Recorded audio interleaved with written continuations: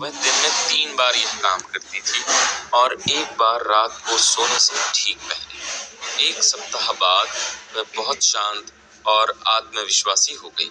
जब निर्णायक दिन आया तो उसने बहुत बढ़िया ऑडिशन दिया और उसे भूमिका मिल गई। उसकी याद कैसे लौटी? 75 साल की एक महिला को हमेशा से अपनी याददाश्त पर गर्व था। हालांकि बाकी सबकी तरह वह भी कभी कभार चीजें भूल जाती थी, लेकिन वह इस तरफ ध्यान नहीं देती थी। बहरहाल जब उसकी उम्र बढ़ी तो वह भूलने के मौकों पर ध्यान देने लगी और उनके बारे में चिंता करने लगी। जब भी वह कोई चीज भूल जाती थी तो हर बार खुद से कहती थी, बुढ़ापे के कारण मेरी याददाश्त कमजोर होती जा रही है। इस नकारात्मक आत्म सुझाव के कारण वह और ज्यादा नाम और घटनाएं भूलने लगी। वह हताश हो गई। सौभाग्य से उसे यह एहसास हो गया कि वह खुद को किस तरह नुकसान पहुंचा रही है। उसने इस प्रक्रिया को उलटने का संकल्प किया। जब भी वह सोचने लगती थी कि मेरी याददाश्त कमजोर होती जा रही है तो वह रुक जाती थी। यही नहीं, वह जानबूझकर इस प्रक्रिया को उलट देती थी। दिन में कई बार वह सकारात्मक आत्म सुझाव का अभ्यास करती थी। वह खुद से कहती थी, आज से मेरी याददाश्त हर तरह से सुधर रही है। मुझे जो भी याद रखना चाहिए वह मुझे हर पल, हर जगह हमेशा याद रहेगा। मुझे घटनाएं स्पष्टता से याद रहेंगी। मैं जो भी चाहूंगी वह मुझे तत्काल याद करना आ जाएगा। मुझ में हर दिन तेजी से सुधार हो रहा है। बहुत जल्दी मेरी याददाश्त पहले से बहुत अच्छी हो जाएगी। 3 हफ्ते बाद उसकी याददाश्त सामान्य हो गई। उसने किस तरह बुरे स्वभाव पर काबू पाया? एक व्यक्ति मेरे पास परामर्श लेने आया। उसका वैवाहिक जीवन और करियर दोनों ही गंभीर संकट में थे। ह्यूडी की समस्या यह थी कि वह बहुत चिड़चिड़ा और गुस्सैल था। वह इसके बारे में खुद चिंतित था, लेकिन अगर कोई दूसरा इस बारे में उससे बात करने की कोशिश करता था तो वह आग बबूला हो उठता था। वह खुद से बार बार कहता था कि सब लोग उसे सता रहे थे और उसे उनसे अपनी रक्षा करनी थी। इस नकारात्मक आत्म सुझाव को दूर करने के लिए मैंने उसे सकारात्मक आत्म सुझाव का प्रयोग करने की सलाह दी। दिन में कई बार सुबह, दोपहर और रात को सोने से पहले उसे खुद से बार बार यह कहना था, आगे से मैं ज्यादा अच्छे स्वभाव का बनूंगा। अब मेरी सामान्य मनोदशा खुशी, सुख और खुशमिजाजी की हो रही है। हर दिन मैं अधिक प्रेम करने काबिल और समझदार बन रहा हूँ। मैं अपने आसपास के सभी लोगों के लिए आनंद और सद्भावना का केंद्र रहूंगा तथा अपने अच्छे व्यवहार से उन्हें खुश कर दूंगा। यह सुखद खुशनुमा स्वभाव अब मेरी सामान्य सहज मानसिक स्थिति बन रही है। मैं एहसानमंद हूँ। 1 महीने बाद उसकी पत्नी और सहकर्मी कहने लगे कि अब उसके साथ रहना बहुत अच्छा हो गया है। बाहरी सुझाव पर कुछ टिप्पणियां। बाहरी सुझाव यानी हेट्रोसजेशन का मतलब है किसी दूसरे व्यक्ति के सुझाव। सभी युगों और दुनिया के हर हिस्से में सुझाव की शक्ति ने मानव जाति के जीवन में प्रमुख भूमिका निभाई है। राजनीतिक मान्यताएं, धार्मिक आस्थाएं और सांस्कृतिक परंपराएं बाहरी सुझाव की शक्ति की बदौलत ही फलती फूलती और कायम रहती हैं। सुझाव का प्रयोग स्वयं को अनुशासित और नियंत्रित करने के साधन के रूप में किया जा सकता है। इसका प्रयोग दूसरों पर नियंत्रण करने के लिए भी किया जा सकता है, जिन्हें मस्तिष्क के नियमों की समझ नहीं है। सृजनात्मक रूप में यह अद्भुत और बेहतरीन है। नकारात्मक रूप में यह मस्तिष्क की प्रतिक्रिया के सभी प्रतिमानों अर्थात पैटर्न्स में सबसे विध्वंसात्मक है। इसके परिणाम दुख, असफलता, कष्ट, बीमारी और तबाही हो सकते हैं। क्या आपने इनमें से किसी को स्वीकार किया है? पैदा होने के बाद से हम पर नकारात्मक सुझावों की बमबारी होने लगती है, चूंकि हम यह नहीं जानते हैं कि उनका विरोध कैसे किया जाए।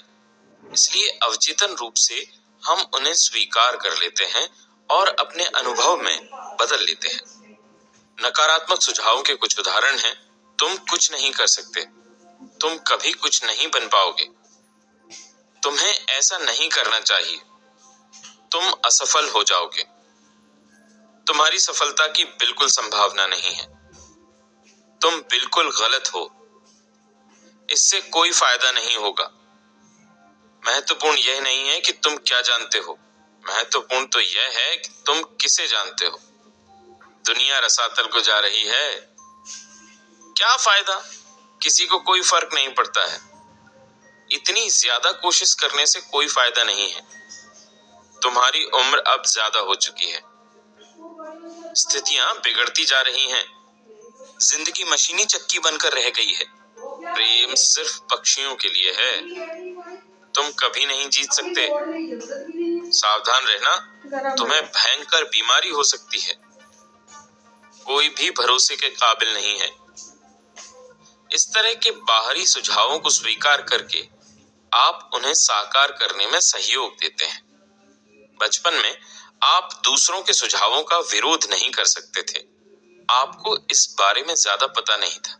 आपके लिए आपका मस्तिष्क और इसके चेतन तथा अवचेतन हिस्से ऐसे रहस्य थे जिनके बारे में आप सोच भी नहीं सकते थे।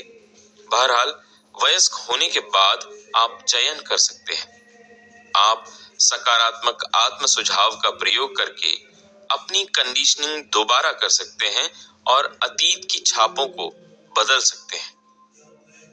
इसका पहला कदम उन बाहरी सुझावों के प्रति जागरूक बनना है जो आप पर काम कर रहे हैं। अगर जांच न की जाए तो वे व्यवहार के ऐसे संस्कार डाल सकते हैं जो आपको व्यक्तिगत और सामाजिक जीवन में असफल बना देंगे। सृजनात्मक आत्म सुझाव आपको नकारात्मक कंडीशनिंग से मुक्त कर सकता है। अगर ऐसा नहीं किया गया तो नकारात्मक कंडीशनिंग आपके जीवन को विकृत कर देगी और अच्छी आदतों के विकास को मुश्किल या असंभव बना देगी। आप नकारात्मक सुझावों का विरोध कर सकते हैं। अखबार उठा लें या टीवी पर न्यूज़ देखें। हर दिन आप दर्जनों ऐसी खबरें सुनेंगे जो निरर्थकता, डर, चिंता, तनाव और भावी तबाही के बीज बो सकती है। अगर आप उन्हें सच मान लें और अपने भीतर जगह दे दें तो डर के ये विचार आपकी जीने की इच्छा को ही खत्म कर देंगे। बहरहाल, जब आप ये समझ लेते हैं कि आपको इन्हें स्वीकार करने की जरूरत नहीं है तो आपके सामने विकल्प खुल जाते हैं। अपने अवचेतन मन को सृजनात्मक आत्म सुझाव देकर आप में इन सभी विध्वंसात्मक विचारों का विरोध करने की शक्ति है। नियमित रूप से दूसरों के थोपे गए नकारात्मक सुझावों की जांच करते रहें। आपको इन विनाशक आत्म सुझावों की दया पर रहने की जरूरत नहीं है। हम सभी ने अपने बचपन, किशोरावस्था, वयस्क जीवन में इसकी वजह से कष्ट भोगे हैं।